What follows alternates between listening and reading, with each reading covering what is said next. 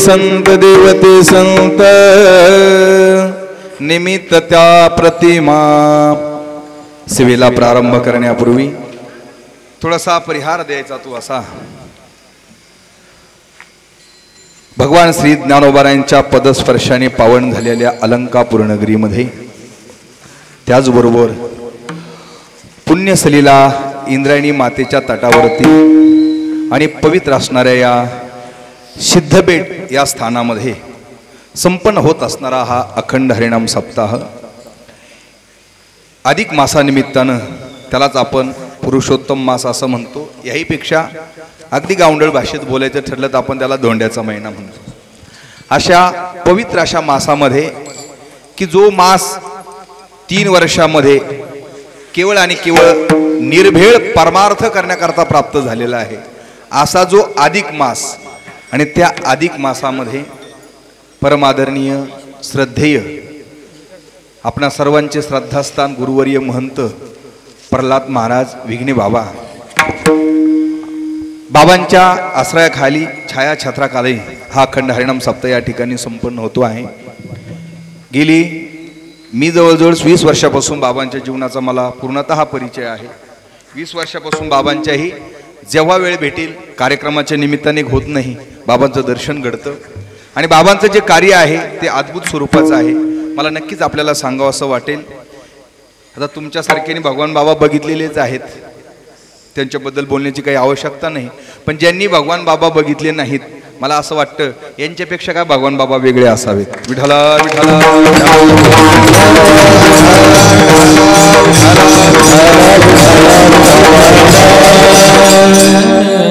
ज्यांच्यामध्ये प्रतिकृती भगवान बाबांचं दर्शन घडतंय. आज प्रत्यक्ष भगवान बाबाच आज कीर्तनाला आहे की काय असा भास आज बाबांच्या निमित्ताने या ठिकाणी होतो आहे. खरं तर बाबांच्या हातून शेकडो हजारो विद्यार्थी घडलेले आहेत. आमच्यासारखे हजारो शेकडो विद्यार्थी बाबांच्या हातून घडलेले आहेत. ज्ञानोबारायांच्या वाक्यानुसार जर सांगायचं ठरलं तर पुंसा आपणची पडविजे आणि पडे तरी माथा थुकीजे. बरोबर आहे. म्हणजे पोपटाला आपणच बोलवायला लावावं, पोपटाला आपणच ते काही सर्व शिकवावं आणि पोपट जेव्हा बोलू लागला की पुन्हा आपणच त्याचं कौतुक करावं. वा काय छान पोपट बोलतो, किती सुंदर पोपट आहे, हा किती गोंडस पोपट आहे, हा किती हुशार अशा प्रकारचा पोपट आहे, त्याचं आपणच कौतुक करावं. तसंच त्यांनीच आपल्या सारख्यांना शिकवावं, त्यांनीच आपल्या सारख्यांना आपल्या पायावरती स्वतःच्या पायावरती उभं करावं आणि पुन्हा त्यांच्या समोर उभं राहून ही बोलण्याची प्रकारची वेळ यावी आणि त्यांनी त्याचं कौतुक करावं. हा त्यातला एक भाग या ठिकाणी पाहायला भेटतो आहे. त्याचं कारण आज मृदंगावरती जे आहेत प्रत्यक्ष ते परम आदरणीय बाबांचे शिष्यच आहेत, आमचे मच्छिंदर महाराज ढाकणे. विशेष आनंदाची गोष्ट ते मृदंग वाजवतात नवल नाही, ते त्यांचे अनेक बरेचसे पैलू आहेत. त्याचं मूळ कारण आहे ते मृदंग वाजवतात आणि विशेष म्हणजे ते सध्या डॉक्टरेटच्या परीक्षेमध्ये सध्या ते अभ्यासक्रम त्या ठिकाणी करत आहेत. आणि त्याचबरोबर आपली जी आज आळंदीमध्ये सरस्वती विद्यालय नावाचं विद्यालय आहे की जे माझं स्वतःचं विद्यालय आहे. 5वी ते 10वी पर्यंत कार्यरत आहे. त्यातील बरेचसे विद्यार्थी आहे. त्या सर्व विद्यालयाचा पूर्ण कार्यभार सचिव पदाची जबाबदारी याहीपेक्षा ते मॅनेजमेंट आणखी पेक्षा शिक्षकी पेशा जोपासत ज्यांनी उत्तम रीतीचं कार्य आज हाती घेतलेलं आहे असे आमचे मच्छिंदर महाराज ढाकणे लिंगदरीचे ते सुद्धा बाबांचे शिष्य आहे. एवढा पगडा याच्याकरता सांगायचं आहे मला. विठ्ठला विठ्ठला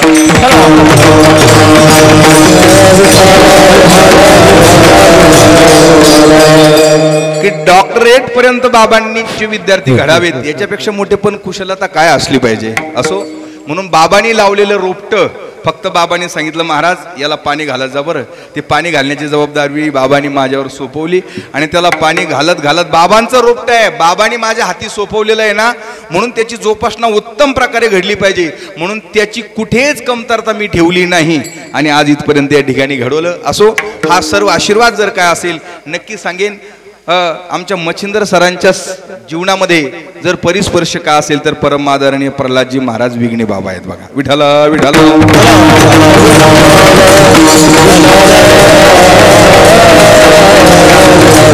असो त्यांच्या छायाछत्राखाली त्यांच्या सहवासामध्ये त्यांच्या संगतीमध्ये आपल्या सर्वांचा परमार्थ घडतो ना, ही सर्वात मोठी जगातली सर्वात मोठी सद्भाग्याची गोष्ट आहे बघा. लक्षात ठेवा.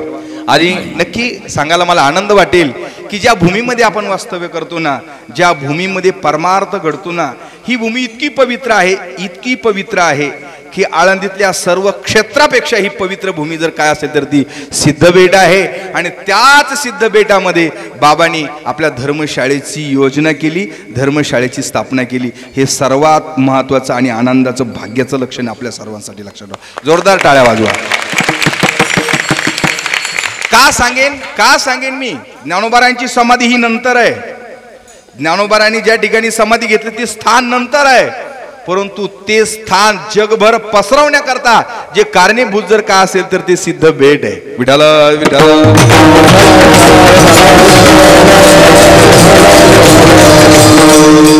ज्ञानोबारांच्या जीवनामध्ये नेवासी स्थान, ज्ञानोबारांनी ज्ञानेश्वरी ग्रंथ लिहिला, ते स्थान खूप नंतर आहे. सिद्ध बेटापेक्षा ज्ञानोबारांच्या जीवनामध्ये सिद्ध बेटापेक्षा जगातले सर्व स्थान आहेत ना, हे शून्य आहे, कमी आहे. का की ज्ञानोबारांना जेव्हा वाळीत टाकल्या गेलं तेव्हा ज्ञानोबारांचं वास्तव्य होतं, सिद्ध बेट होतं. बरोबर आहे. नक्की सांगेन मी, याच सिद्ध बेटामध्ये आपल्या वारकरी संप्रदायाची पायाभरणी झाली. पायाभरणी झाली.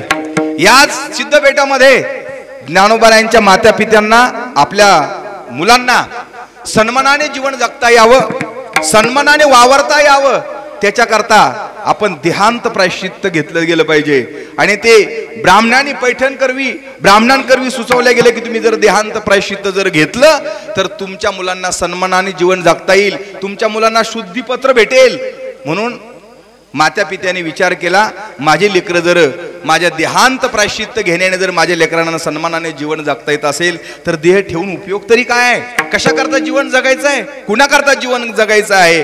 आणि याच सिद्ध बेटामध्ये आपल्याकडचं असणारं जे उपरणं आहे ना, तेच उपरणं विठ्ठल पंतांनी या तिन्ही भावंडांच्या अंगावरती त्या ठिकाणी टाकलं आणि इथून त्यांनी प्रयाण केलं आणि इथूनच त्यांनी देहांत प्रायश्चित्त घेतला आणि आपल्या मुलांना त्या ठिकाणी शुद्धीपत्र प्राप्त करून दिलं. विठ्ठला विठ्ठला.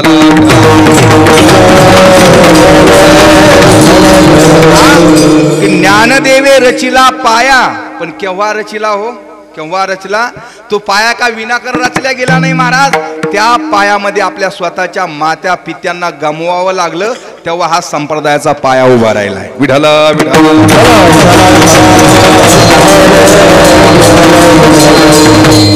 नसते ज्ञानोबाराय सिद्ध बेटामध्ये, नसते ज्ञानोबाराय वाळीमध्ये टाकले गेलेले तर आज कदाचित आपल्याला ज्ञानेश्वरी पाहायला भेटली नसती.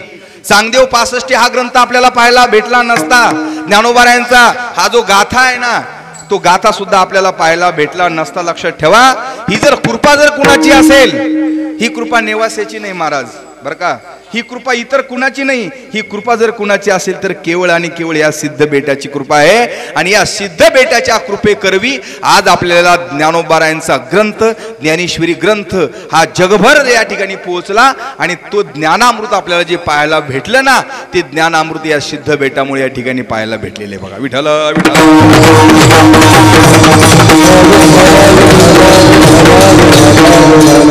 वैराग्याने तप्त झालेली जर भूमी कोणती असेल ना, तर हे सिद्ध बेट आहे.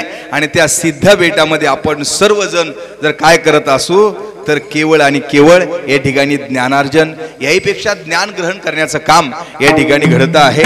त्या संतांचे वचन जे आहेत ना, त्या वचनांचा जो काही संवाद आहे, मच्चिता मदगद प्राणहा बोधयंत परस्परम, जसं वर्णन केलेलं आहे 10व्या अध्यायामध्ये, संत महात्म्यांमध्ये जसं एकमेकांमध्ये जसा बोधाची देवाणघेवाण होते ना, ती देवाणघेवाण करण्याचं काम जर कुठं घडत असेल तर या सिद्ध बेटामध्ये घडत आहे.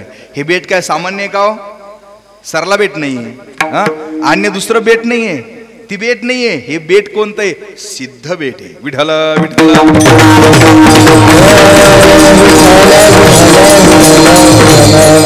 सिद्ध बेट काय?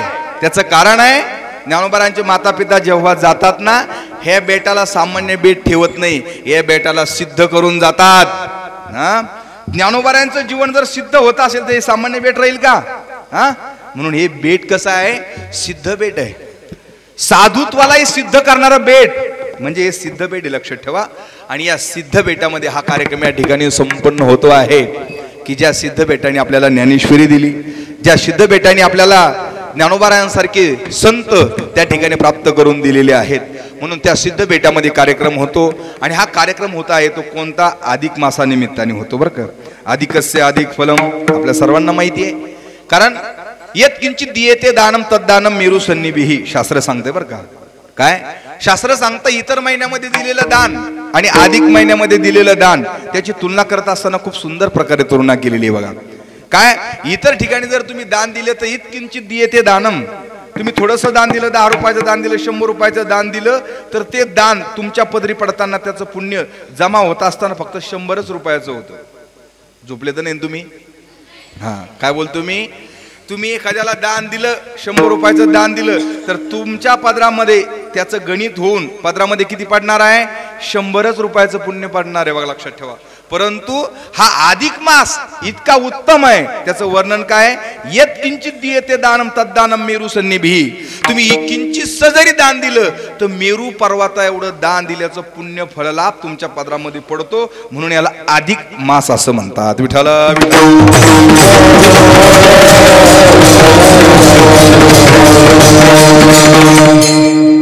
लक्षात आलंय? हा पुरुषोत्तम मास अशा प्रकारचं याला वेगळे वेगळे नावं या अधिक मासाला आहे. म्हणून प्रत्येक जण हा या अधिक मासाचं औचित्य साधून परमार्थ व्हावा म्हणून तीर्थक्षेत्राच्या ठिकाणी जात असतो बरं का. तीर्थात कुर्वंती तीर्थानी वर्णन आहे. तीर्थांनी सुद्धा आपल्याला तीर्थत्व प्राप्त करून घेण्याकरता संतांच्या चरणाजवळ जावं. अजून मी सांगेन तुम्हाला, भगवंताच्या चरणाजवळ परमार्थ करण्यापेक्षाही, ऐकता तुम्ही सर्वजण, भगवंताच्या चरणाजवळ परमार्थ करण्यापेक्षाही संतांच्या जवळ केलेला चरणाजवळ केलेला परमार्थ कधीही अधिक फलदायी आहे. विठ्ठल विठ्ठल.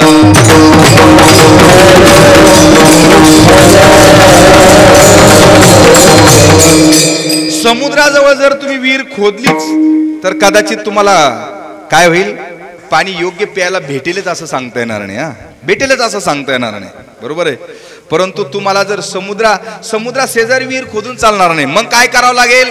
त्या पाण्याचा जेव्हा बाष्पीभवन होईल आणि ढगांच्या माध्यमातून जेव्हा ते जमिनीवरती कोसळेल ना, पडेल ना, आणि त्यातून जे तुम्हाला पाणी भेटेल ना, ते पाणी नक्कीच तुम्हाला पिण्यास योग्य ठरेल. नक्की सांगेन, पिण्यास योग्य नाही, आरोग्याला सुद्धा ते उत्तम अशा प्रकारचं ते पाणी तुम्हाला ठरू शकतं. विठ्ठल विठ्ठल.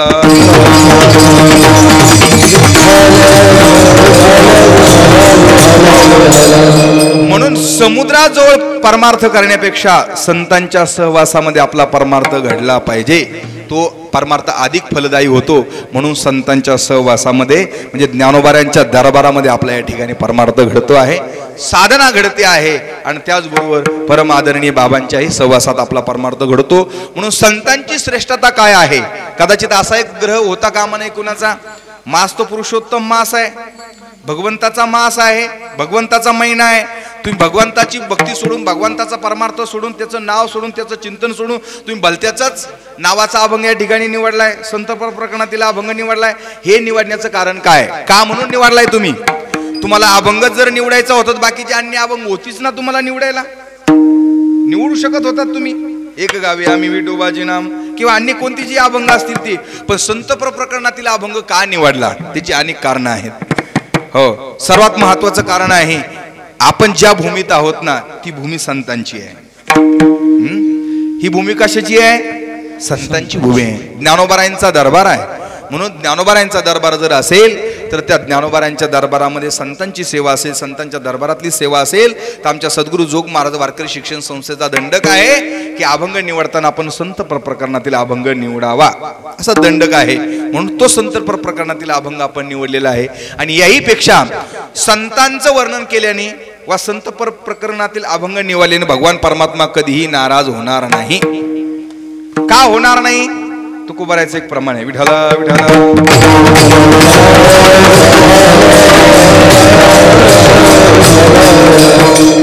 तुका म्हणे देवा देवा, तुका म्हणे देवा,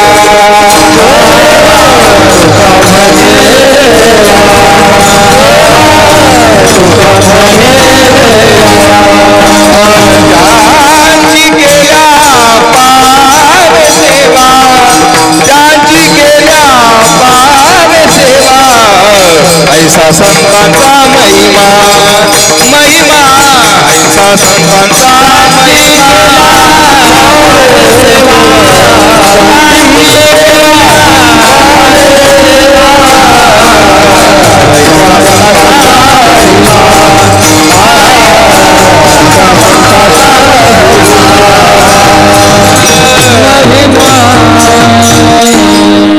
त्याचा कुठल्या प्रकारची बाधा येणार नाही. विको कमी ठेवा.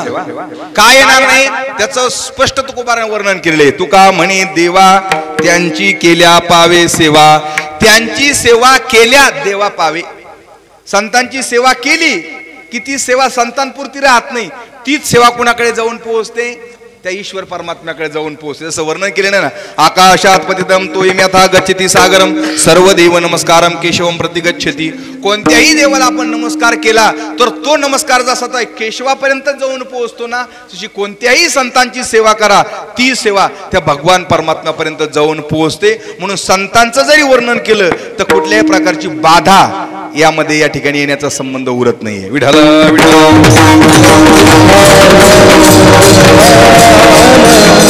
फक्त आपल्याला संत समजून घ्यायचे आहेत. संतांचं वर्णन करायचं आहे, संतांची श्रेष्ठता समजून घ्यायची आहे. पण याच्यात एक दोन बारकावे लक्षात ठेवा.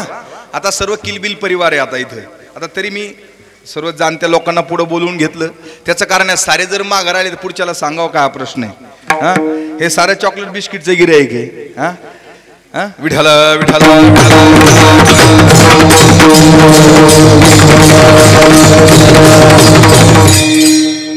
संतांची श्रेष्ठता समजून घ्यायची आपल्याला. परंतु संतांची श्रेष्ठता समजून घेत असताना कोणाकडूनही समजून घेऊ नये. माझं बोलणं समजून घ्या. हे अभंग बरेच जण घेत असतील, पण माझी सोडवण्याची पद्धत भिन्न आहे.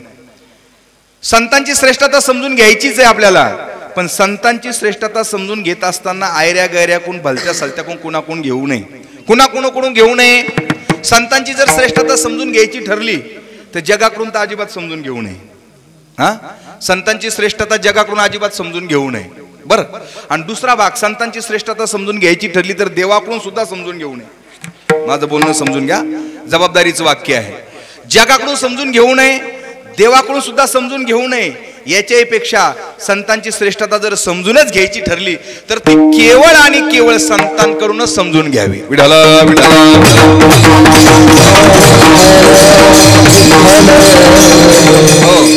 अन्वय मुखाने आणि व्यतिरेक मुखाने हा भाव आहे.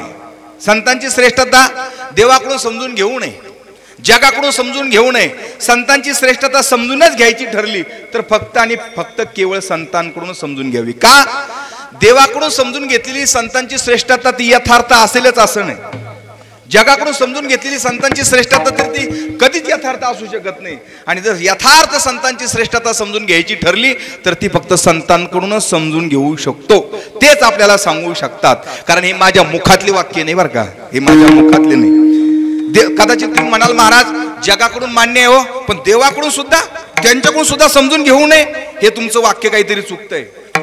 तुमची काहीतरी दिशाभूल होते महाराज, काहीतरी तुम्ही चुकताय बरं का. तुम्ही काहीतरी विसरलेला दिसताय. नाही, कुठेतरी काही पान चिकटलेलं दिसतंय बघा, किंवा तुमच्या पानातले खालीवर अक्षर तरी झालेले असावेत, असं कदाचित कोणी गैरसमज करेल. तसं करण्याची काही आवश्यकता नाही. संतांचे प्रमाण आहे, त्याचं कारण आहे. जर देवाकडून समजून घेतलेली संतांची श्रेष्ठता जर यथार्थ असतीच तर कदाचित नामदेवरायाने देवाला विरोध केला नसता. देवाला नामदेवरायाने विरोध केला नसता की देवा तू ज्यांना संत म्हणतोय ना त्यांना आम्ही संत म्हणणार नाही, असा विरोधच केला नसता. विठ्ठल विठ्ठल.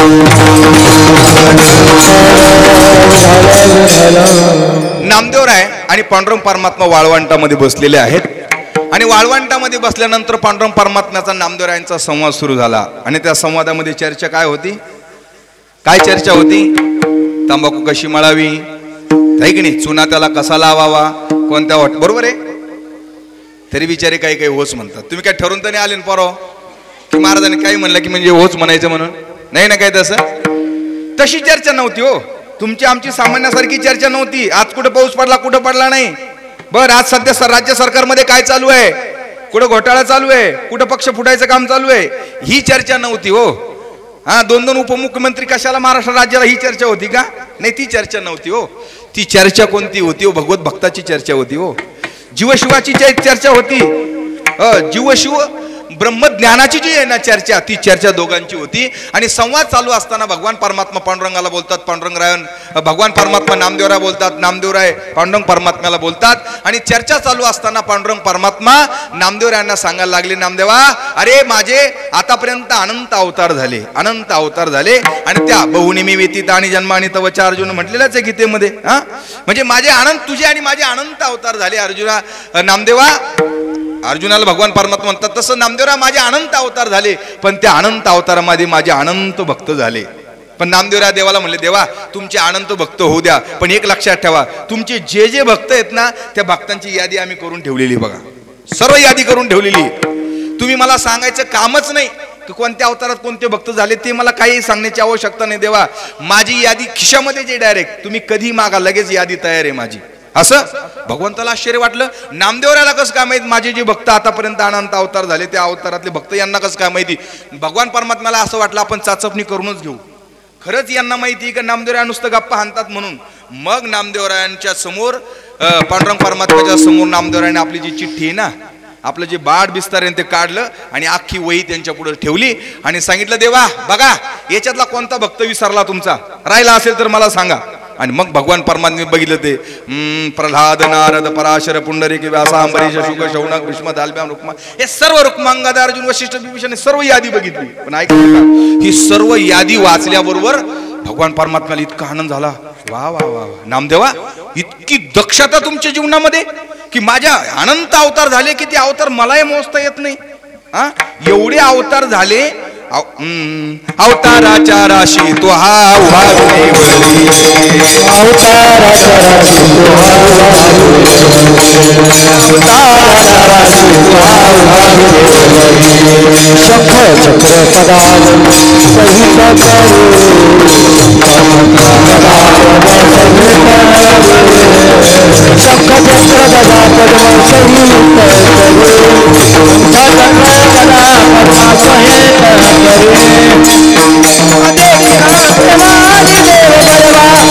पद्म सहित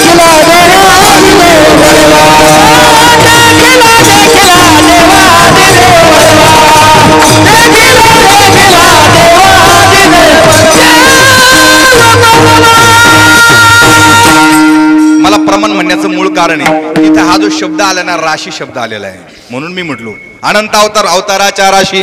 राशी म्हणजे काय हो, तुळ रास, कन्या रास, ही रास नाही. जी धान्याची रास असते ना, धान्याची रास, त्याला शास्त्र काय म्हणतात, त्याला रास म्हणतात. आपल्या खेड्यापाड्यामध्ये शेतकरी आपण जो त्या राशीला काय म्हणतो, मोठ्या स्वरूपाचं धान्य त्या ठिकाणी साठवलेलं असतं त्याला काय म्हणतो आपण, रास म्हणतो ना. त्या राशीमध्ये एखाद्याला विचारलं का रे बाबा याच्यात किती धान्य आहे, किलोनं सांगेल, क्विंटलनं सांगेल, पण त्याला दाण्याच्या स्वरूपात सांगायचं विचारलं तर, बियाच्या स्वरूपात सांगायचं ठरलं तर तो सांगू शकत नाही ना. तसे भगवान परमात्म्याचे अवतार सांगता येत नाही. एवढे अवतार नामदेवराय माझे झाले आणि एवढ्या अवतारामधले प्रत्येक क्षण तुम्ही टिपले. कॅमेरे घेऊन कुठे बसलेले होते सांगा लवकर.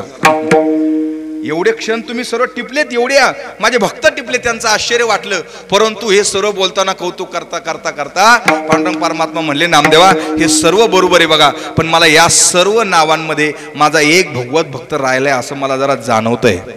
कोण भगवत भक्त? नामदेवराय म्हणले, देवा भगवत भक्त माझ्या यादीतून राहू शकत नाही, आमच्या कसोटीतून कोणी सुटणार नाही देवा, हे आम्हाला गॅरंटी नाही म्हटले देवा. नामदेवा तसं नाही, एक नाव विसरलं बघा. देवा ते तुम्ही काही सांगू नका, माझे नाव विसरू शकत नाही. नामदेवराने सांगितलं, देवा तुम्ही, मी मान्य करणार नाही. पण पांडुरंग परमात्म्याने सांगितलं, नामदेवा तसं नाही, एक भक्त राहिलाच. म्हटले कोणत्या अवतारातला? ते म्हणे राम अवतारामधला. राम अवतारामधला अंगद भक्त आहेच की इथं, कोणता भक्त राहिला तुमचा? नाही नाही अंगद नाही हो, त्याच्यापेक्षा एक भक्त आहे. कोणता भक्त? विभीषण नावाचा भक्त आहे. रावणाचा जो बंधू आहे ना, भाऊ, तो रावणाच्या आपल्या सख्या भावाच्या विरोधात गेला, पक्ष फोडला त्यांनी, माझ्याकडे आला, माझ्याबरोबर मदत करू लागला.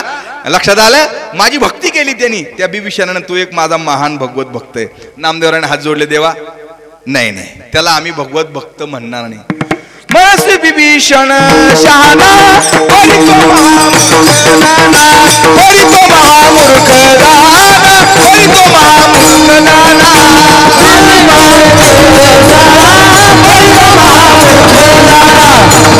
महामूर्ख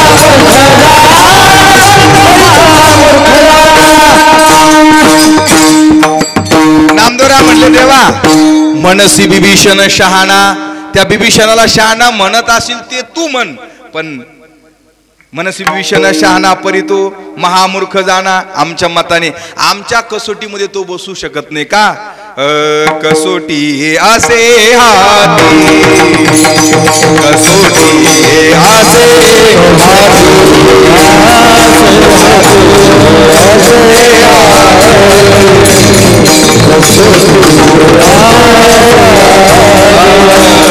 सत्यभूती भगवंत, सत्यभूती भगवंत, कसोटी आसे हाती, कसोटी आसे हाती.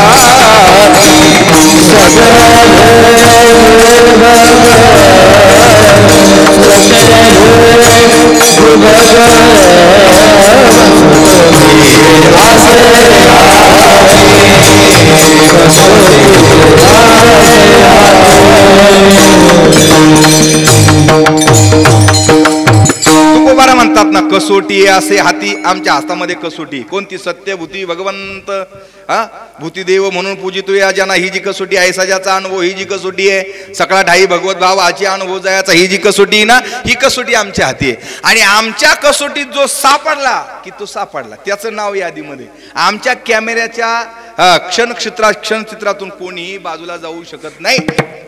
त्याला तू म्हणत असेल शहाणा, त्याला तू म्हण, आम्ही त्याला संत म्हणणार नाही. का म्हणणार नाही? त्याचं कारण, जावणी रामाशी भेटला देवा, तो तुम्हाला येऊन भेटला, हो भेटला तुम्हाला येऊन, पण तो रामरूप झाला नाही. मग त्यांनी काय केलं? लंकेचं राज्य दान मागून घेतलं आणि ते लंकेचं राज्य उपभोगत त्यांनी आयुष्य घातलं. जो भोगाचा उपभोग घेत घेत आयुष्य घालतो ना, त्यांना कदापि आम्ही संत म्हणणार नाही. संत त्यालाच म्हटलं जातं की ज्याच्या जीवनामध्ये सर्व संघाचा त्याग आहे. विठ्ठल विठ्ठल.